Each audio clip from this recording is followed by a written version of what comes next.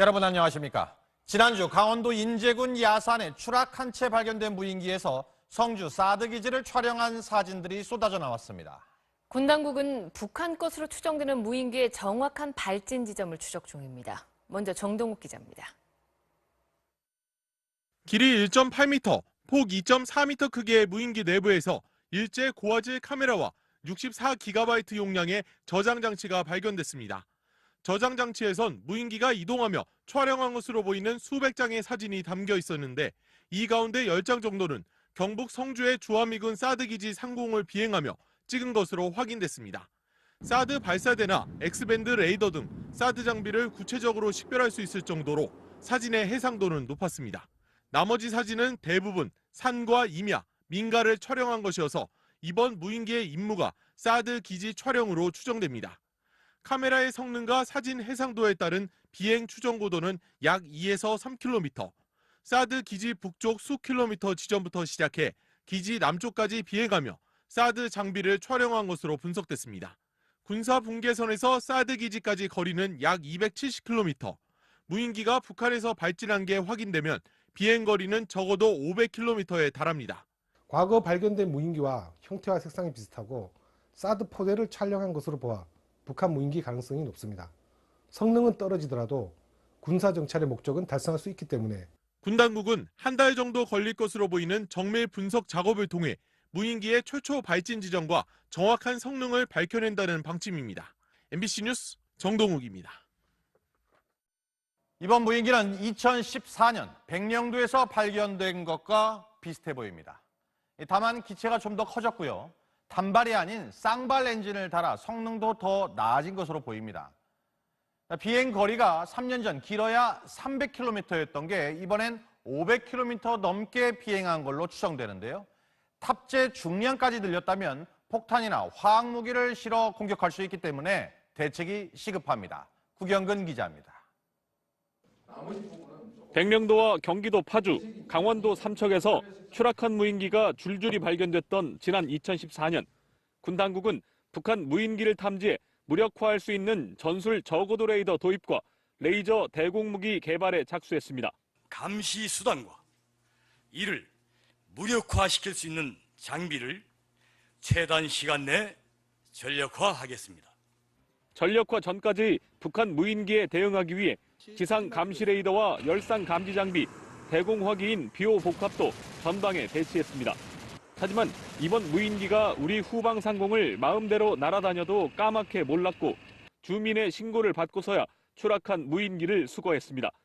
군 관계자는 3m가 되지 않는 소형 무인기는 레이더 반사 면적이 작아 대공 감시망에 포착되기 쉽지 않다고 말했습니다.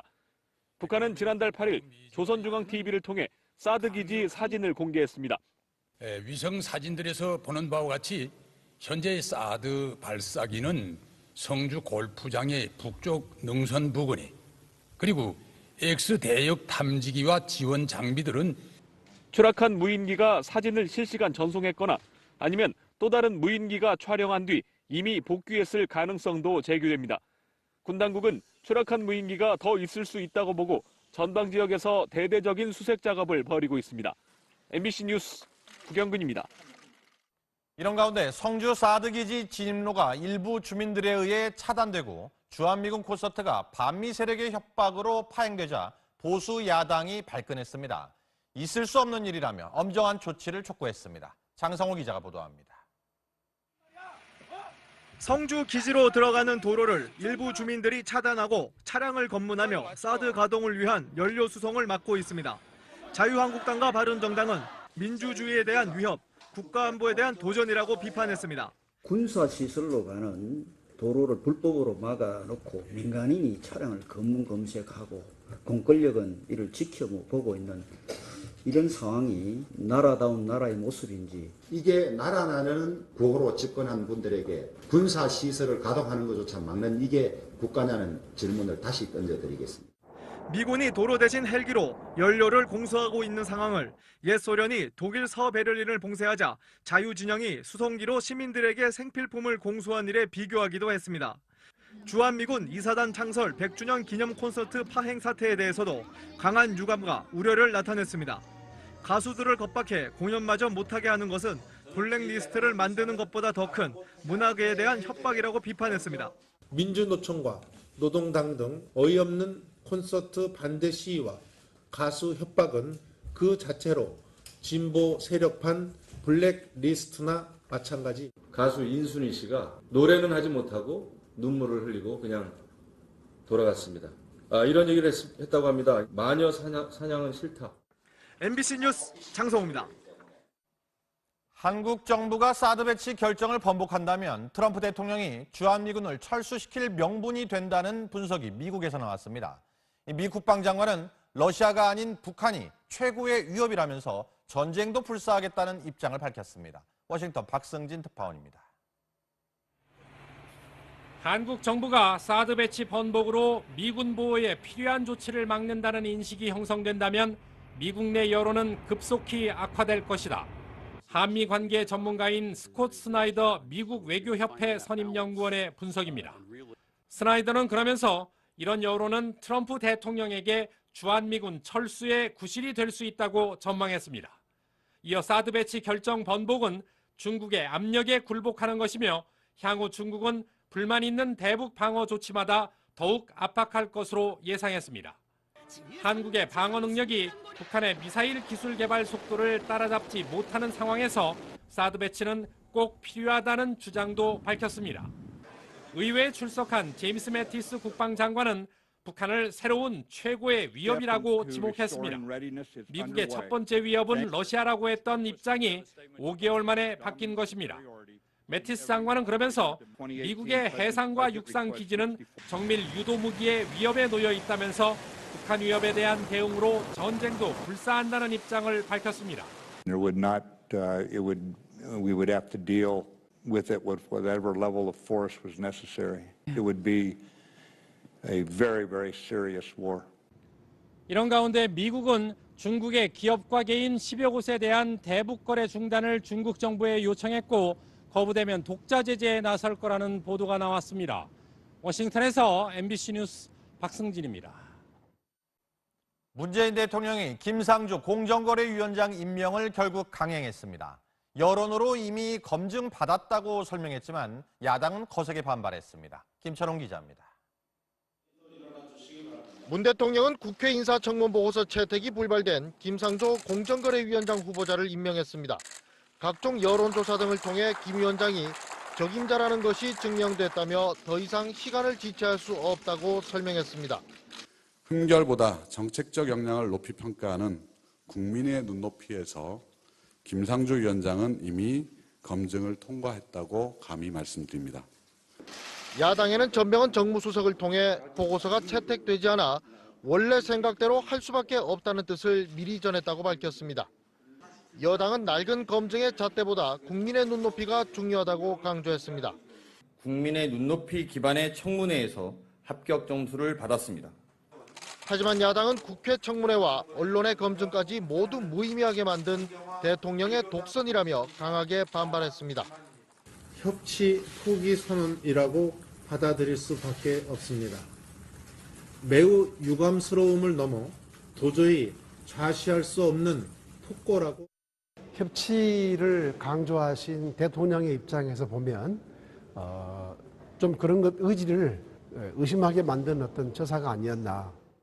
야당의 반발이 커지고 있지만 청와대는 강경화 외교장관 후보자의 임명도 강행하겠다는 뜻을 내비쳤습니다. MBC 뉴스 김철웅입니다.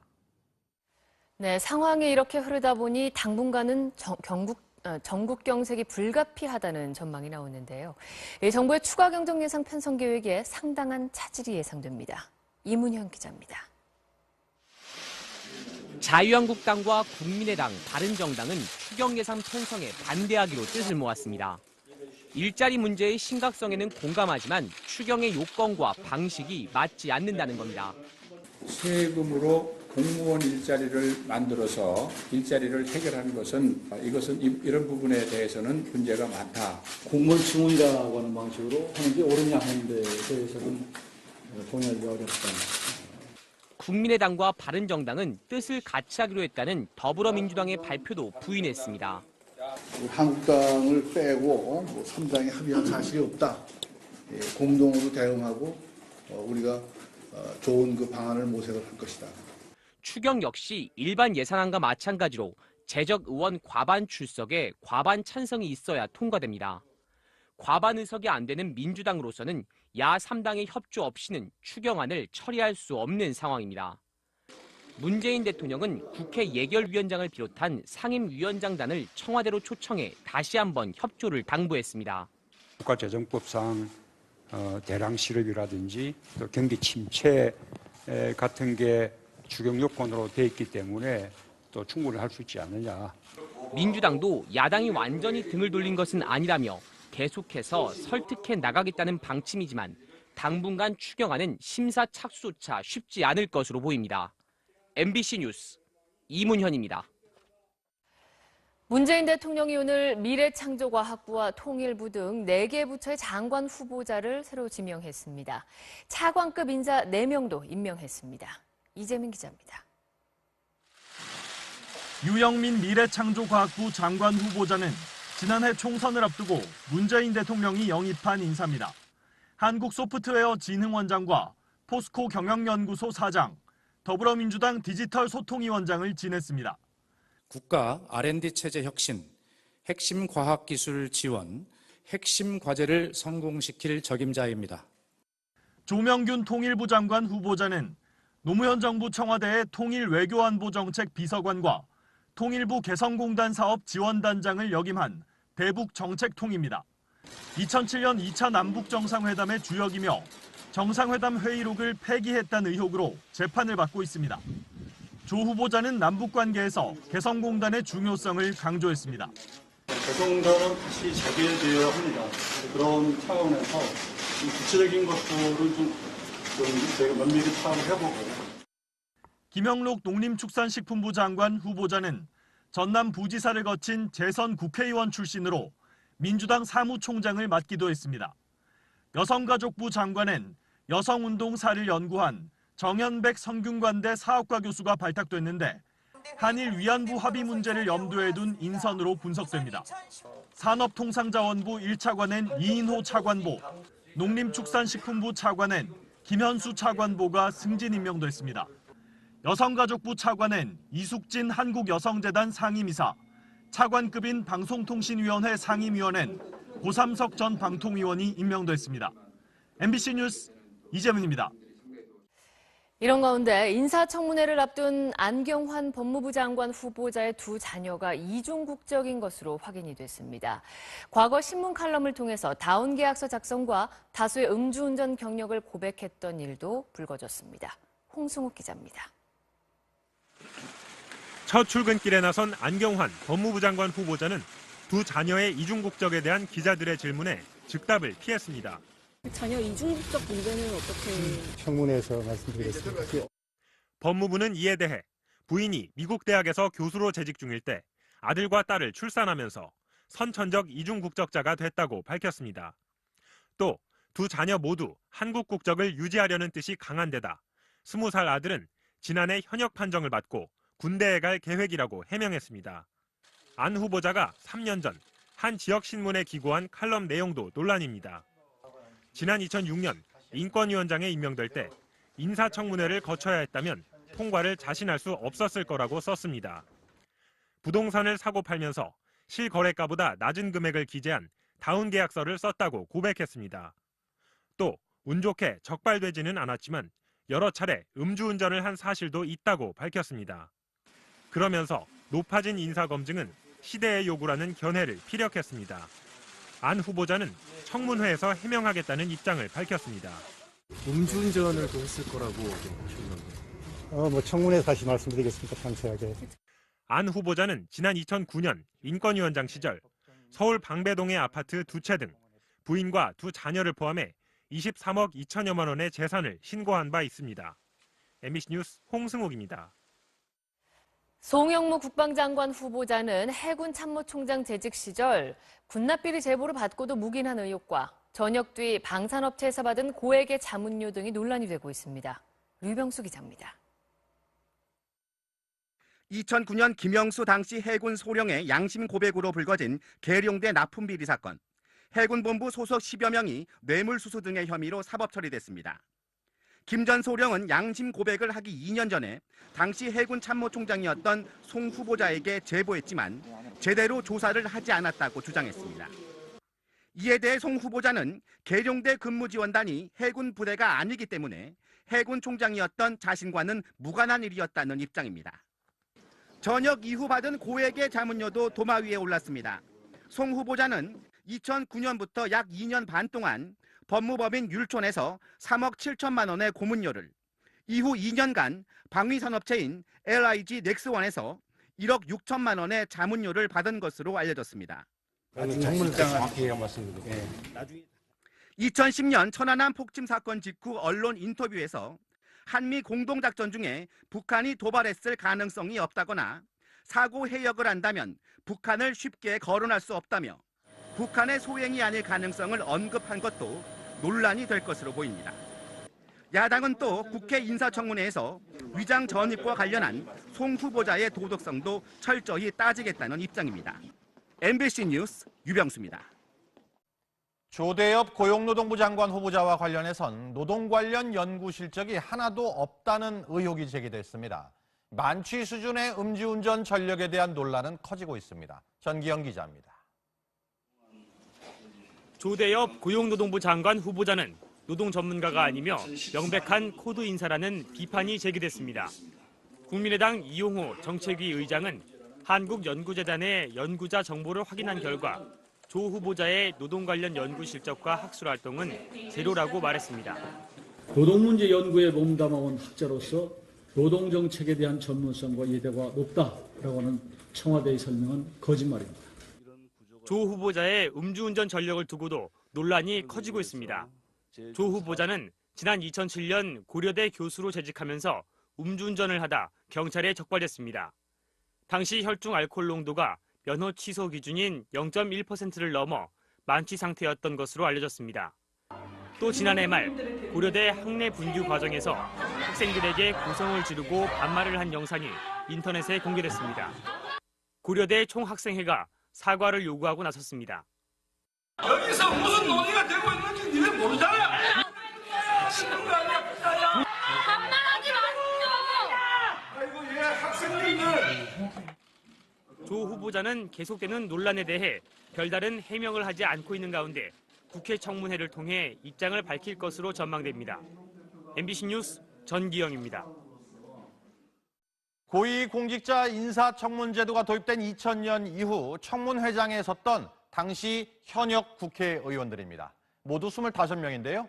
현역 불패라는 말이 나올 정도로 단 한 명도 낙마하지 않았습니다.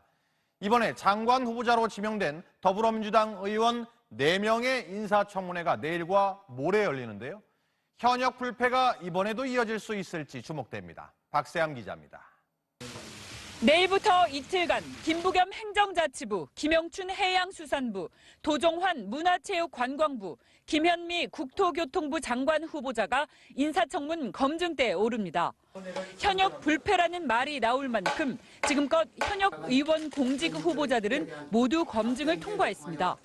지난 정부 해양수산부 장관에 지명된 당시 여당 이주영 의원은 청문회 6시간 만에 청문 보고서가 채택돼 현간 예우라는 말까지 나왔습니다. 김상조 공정거래위원장 임명 강행으로 여야 갈등이 고조되면서 이번엔 분위기가 다릅니다. 현역 의원이어서 청문회 통과도 일사천리로 될 거라고 생각한다면 큰 오산입니다. 철저한 검증을 예고했습니다. 사이비 역사관 논란으로 역사학계를 긴장시키고 있는 후보자는 다름 아닌 도종환 문화체육관광부 장관 후보자입니다. 도 후보자는 불투명한 아파트 매매와 도로교통법, 농지법 위반 의혹이 불거졌고 김부겸 후보자는 논문 표절과 부인 재산 누락 신고 의혹이, 김영춘 후보자는 의원 임기 중 사기업 취업 논란이, 김현미 후보자는 후원금 부당 수령 의혹이 각각 제기됐습니다. 제기된 의혹이 적지 않은 만큼 그동안 동료 의원에게는 유난히 무뎠던 검증의 칼날이 이번엔 더 날카로워질 것으로 보입니다. MBC 뉴스 박세암입니다. 야당이 본격적인 체제 정비에 들어갔습니다. 자유한국당과 바른정당에선 당권 경쟁이 본격화됐고 국민의당은 혁신 방안 등 진로를 모색합니다. 김세로 기자입니다.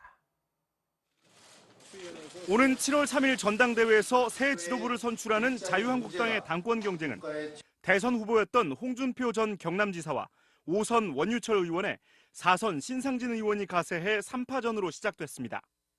홍 전 지사와 원 의원은 당의 진로를 놓고 이념적 무장을 해야 한다, 민생을 챙겨야 한다며 이미 기싸움을 시작했습니다.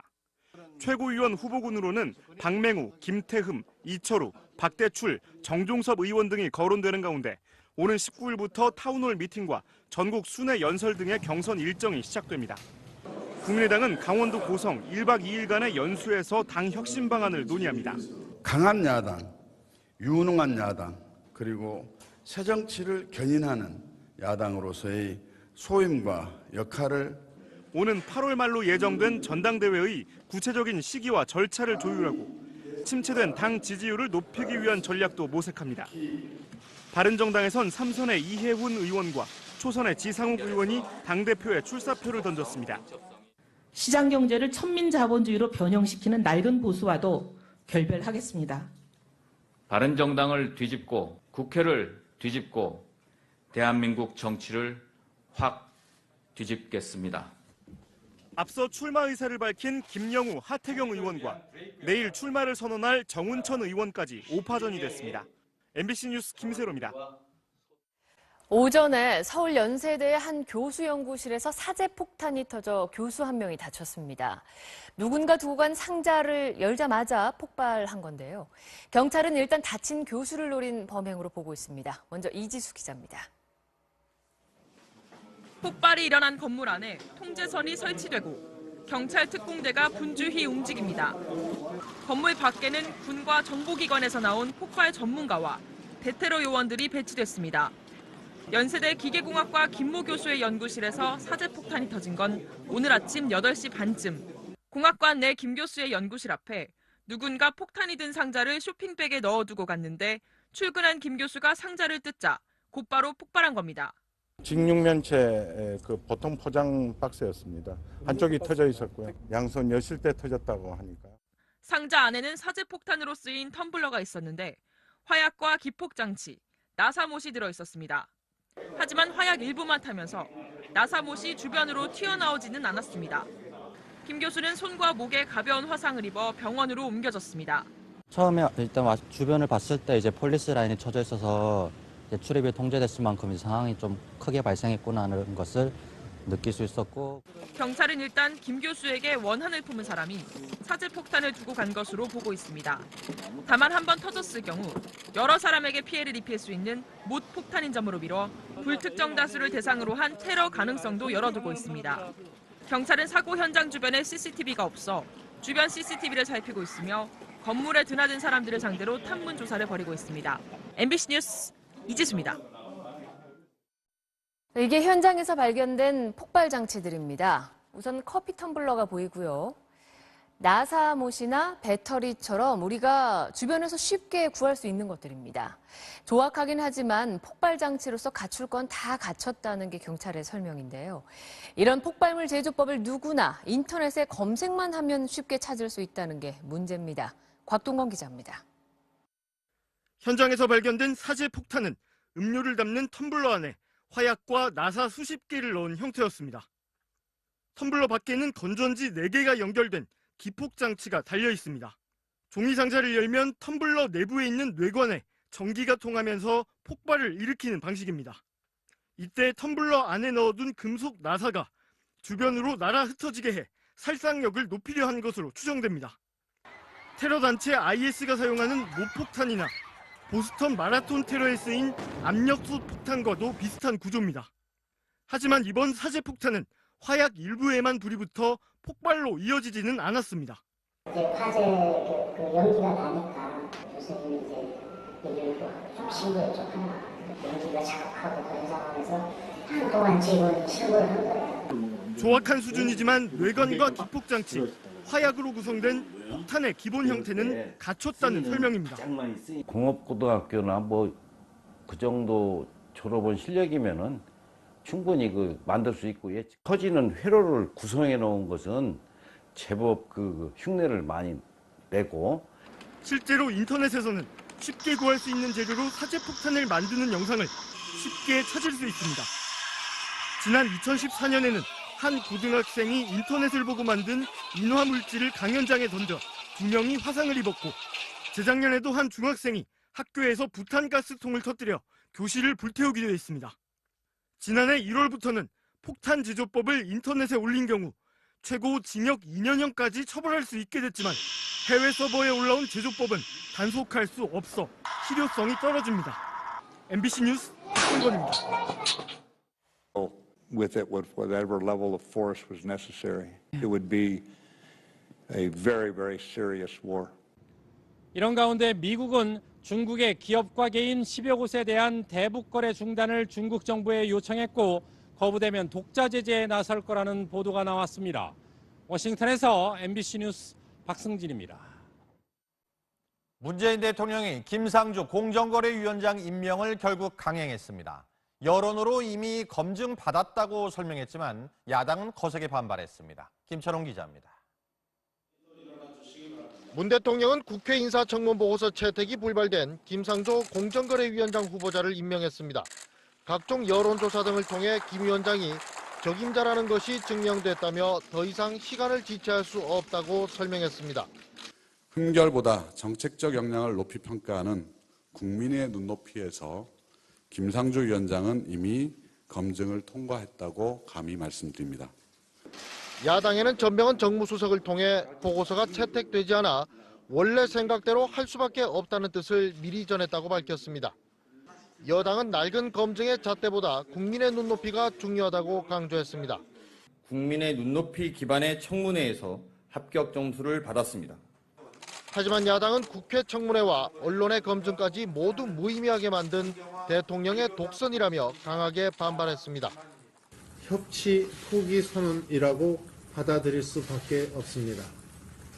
매우 유감스러움을 넘어 도저히 좌시할 수 없는 폭거라고. 협치를 강조하신 대통령의 입장에서 보면 좀 그런 것 의지를 의심하게 만든 어떤 처사가 아니었나. 야당의 반발이 커지고 있지만 청와대는 강경화 외교장관 후보자의 임명도 강행하겠다는 뜻을 내비쳤습니다. MBC 뉴스 김철웅입니다. 네, 상황이 이렇게 흐르다 보니 당분간은 전국 경색이 불가피하다는 전망이 나오는데요. 정부의 추가 경정 예산 편성 계획에 상당한 차질이 예상됩니다. 이문현 기자입니다. 자유한국당과 국민의당, 바른정당은 추경 예산 편성에 무인기가 줄줄이 발견됐던 지난 2014년, 군 당국은 북한 무인기를 탐지해 무력화할 수 있는 전술 저고도 레이더 도입과 레이저 대공무기 개발에 착수했습니다. 감시 수단과 이를 무력화시킬 수 있는 장비를 최단 시간 내 전력화하겠습니다. 전력화 전까지 북한 무인기에 대응하기 위해 지상 감시 레이더와 열상 감지 장비, 대공화기인 비호 복합도 전방에 배치했습니다. 하지만 이번 무인기가 우리 후방 상공을 마음대로 날아다녀도 까맣게 몰랐고 주민의 신고를 받고서야 추락한 무인기를 수거했습니다. 군 관계자는 3m가 되지 않는 소형 무인기는 레이더 반사 면적이 작아 대공 감시망에 포착되기 쉽지 않다고 말했습니다. 북한은 지난달 8일 조선중앙TV를 통해 사드 기지 사진을 공개했습니다. 위성 사진들에서 보는 바와 같이 현재 사드 발사기는 성주 골프장의 북쪽 능선 부근에, 그리고 X대역 탐지기와 지원 장비들은 추락한 무인기가 사진을 실시간 전송했거나 아니면 또 다른 무인기가 촬영한 뒤 이미 복귀했을 가능성도 제기됩니다. 군 당국은 추락한 무인기가 더 있을 수 있다고 보고 전방 지역에서 대대적인 수색 작업을 벌이고 있습니다. MBC 뉴스 구경근입니다. 이런 가운데 성주 사드기지 진입로가 일부 주민들에 의해 차단되고 주한미군 콘서트가 반미 세력의 협박으로 파행되자 보수 야당이 발끈했습니다. 있을 수 없는 일이라며 엄정한 조치를 촉구했습니다. 장성호 기자가 보도합니다. 성주 기지로 들어가는 도로를 일부 주민들이 차단하고 차량을 검문하며 사드 가동을 위한 연료 수송을 막고 있습니다.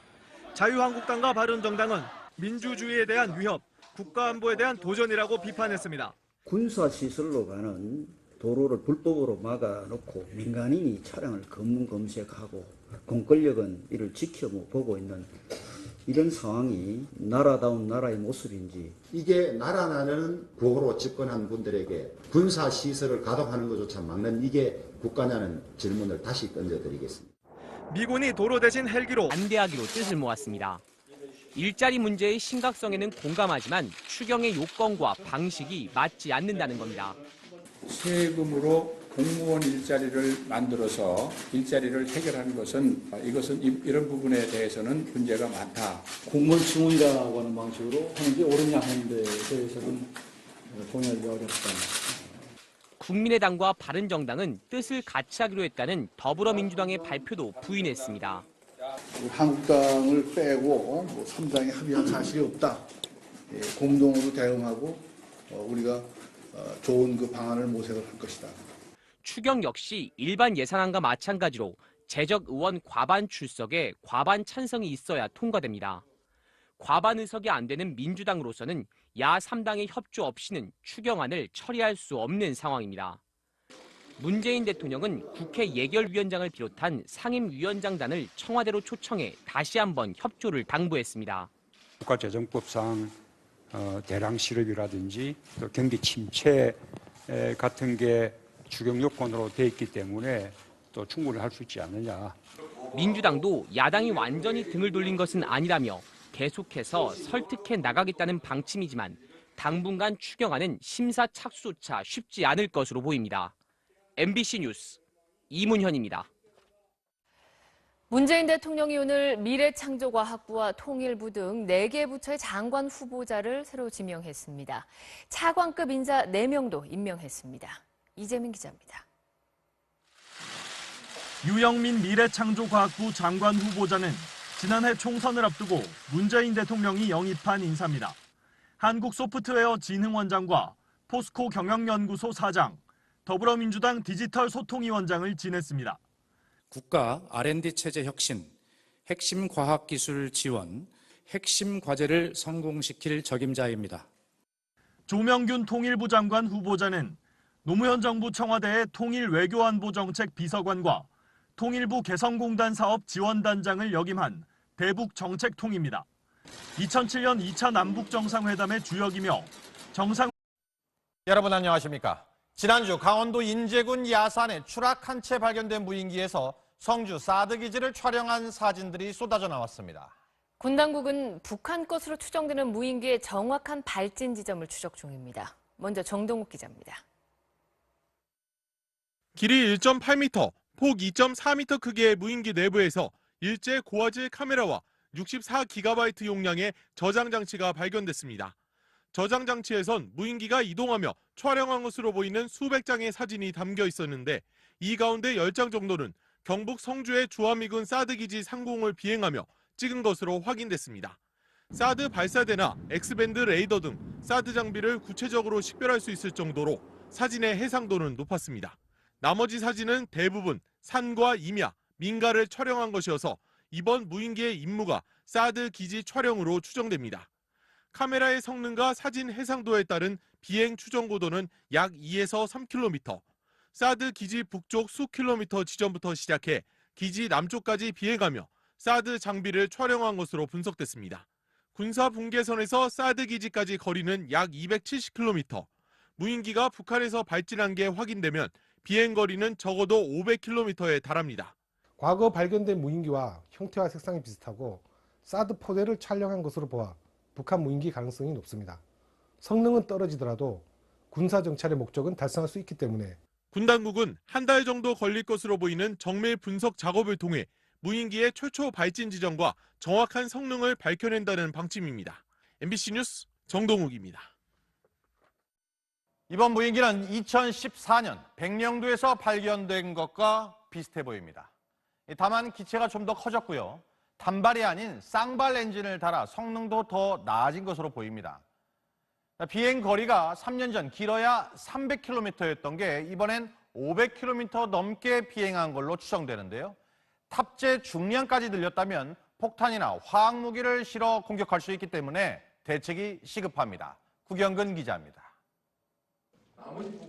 백령도와 경기도 파주, 강원도 삼척에서 추락한 연료를 공수하고 있는 상황을 옛 소련이 독일 서베를린을 봉쇄하자 자유진영이 수송기로 시민들에게 생필품을 공수한 일에 비교하기도 했습니다. 주한미군 이사단 창설 100주년 기념 콘서트 파행 사태에 대해서도 강한 유감과 우려를 나타냈습니다. 가수들을 겁박해 공연마저 못하게 하는 것은 블랙리스트를 만드는 것보다 더 큰 문화계에 대한 협박이라고 비판했습니다.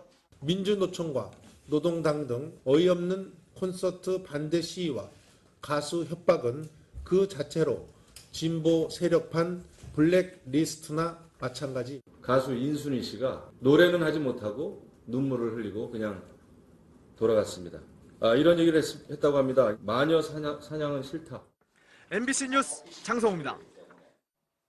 한국 정부가 사드 배치 결정을 번복한다면 트럼프 대통령이 주한미군을 철수시킬 명분이 된다는 분석이 미국에서 나왔습니다. 미 국방장관은 러시아가 아닌 북한이 최고의 위협이라면서 전쟁도 불사하겠다는 입장을 밝혔습니다. 워싱턴 박승진 특파원입니다. 한국 정부가 사드 배치 번복으로 미군 보호에 필요한 조치를 막는다는 인식이 형성된다면 미국 내 여론은 급속히 악화될 것이다. 한미 관계 전문가인 스콧 스나이더 미국 외교협회 선임연구원의 분석입니다.